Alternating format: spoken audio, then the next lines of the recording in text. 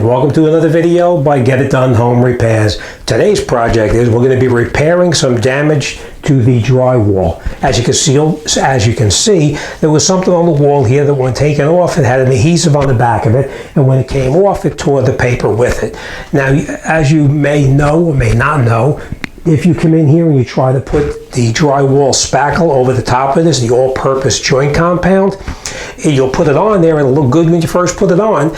But then later on, you're going to notice it starts to blister and start to peel off. So it's going to look horrible when you go to do the final repair and sand it down. It's just not going to look good. So what we're going to do in this case here is we're going to come in here and we're going to take off all of this loose paper. We're going to cut it off, take it off, scrape it with a scraper or a spackling knife or something, get underneath it, and we're going to take off all the loose parts of it.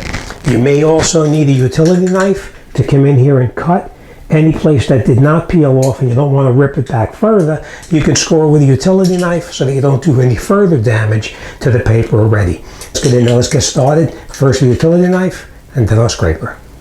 Okay, so we're going to come in here first and we're going to just take a utility knife and we're just going to go to the area where it's starting to peel a little bit right here, and we're going to come up over here. We're just going to go like this and take it off like that so we can get in here and start to peel it off.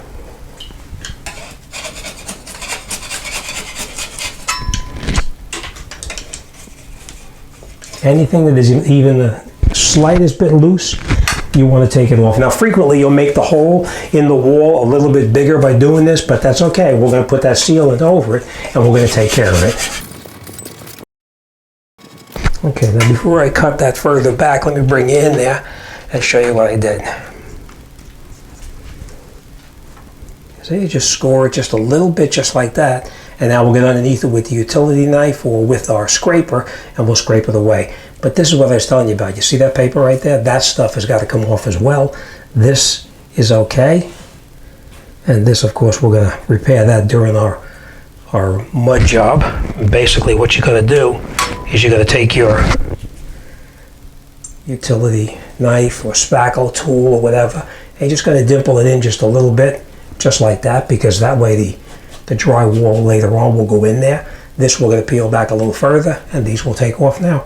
All right, so let's continue. Looking pretty good already. Now we're just going to dimple that in just a little bit right there, because we are going to seal it, as I said. Same thing down here. Okay, let me bring it in there. I'll show you what it looks like. And then we're going to get that product that I told you, made by Zinsser, and it's called Guards. We put that on there, let it dry. Once that dries, then we'll come in with the mud and we'll go over the top of it. All right, so let me bring it in. I'll show you what it looks like now, and we'll continue. Okay, so everything is all cleaned up pretty good. There's no more loose edges around here at all. This is dimpled in a little bit. This is looking good here. Okay, let's get our primer and we'll continue. So after everything is all scraped down, we did wipe away any of the excess scrapings that may be on there. We know that everything here feels nice and smooth.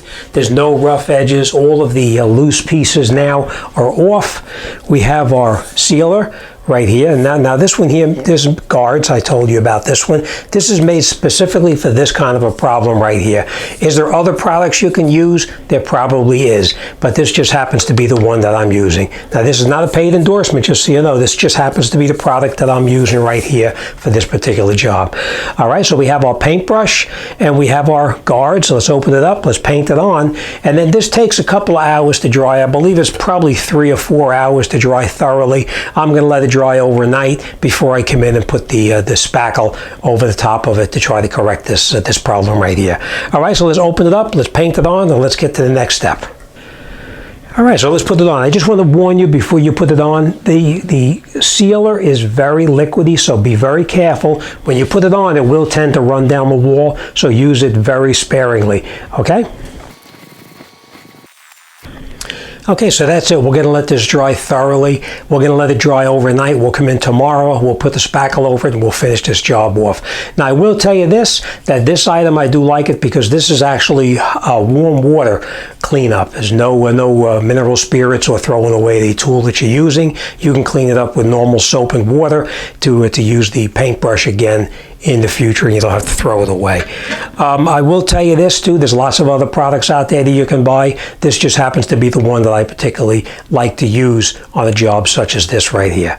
All right, so let's come back tomorrow, let's put the spackle on and we'll get this job finished up.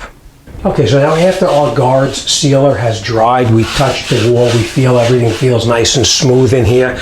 We're going to take some of our spackle, which is a non-shrinking spackle, and we're going to come in here and we're going to smooth this whole section out here so that it's even with the wall. Now, one thing you want to remember is when you're using any kind of spackle on the wall, you want to make it as smooth as possible because that'll minimize the amount of sanding that you need to do in the future. All right, so let's get started on this.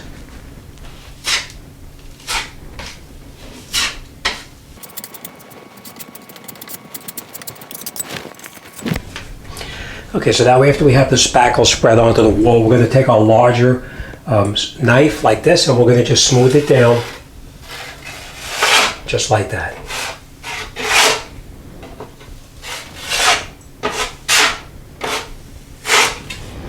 So once you're happy now that it's nice and smooth and there's very little bumpiness or lines in the new spackle that you put on there, we're going to let that dry thoroughly. Then we'll come in, we'll wet sand it or sand it with sandpaper just to get any kind of imperfect areas out there. And we'll probably do one more coat just to make sure that it thoroughly fills in. All right, so stick around and we'll wrap this job up and get it done.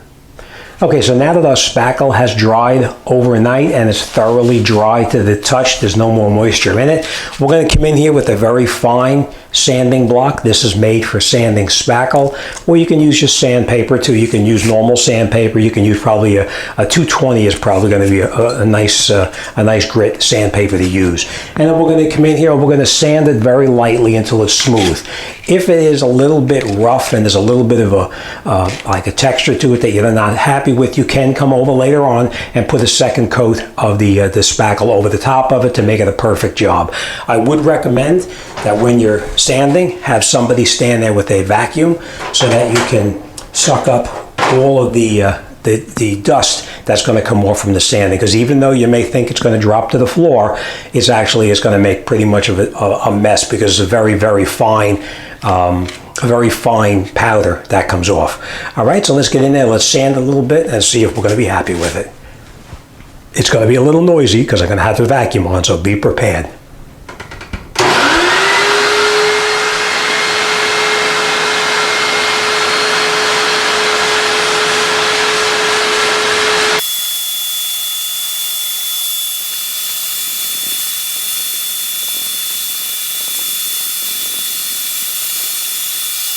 Okay, once you're happy with the texture that you have here, this feels really pretty decent to me, so I'm not going to need a second coat on top of it. But if by chance it was a little bit irregular or needed to have an additional coat on it, at that time you could go ahead and do that. You just wipe off the dust that's on there, then you come in with your spackle and your spackling knife or your trowel, and you get in there and you smooth it out the best you can. But that's it. This job is done. We're ready to put some primer on it and put some paint over the top of that. But that's it, this job is done. There's lots of other primers that you can use out there. That just happens to be the one that I used for this particular job. All right, as always, thanks for watching, and I'll see you guys on the next one.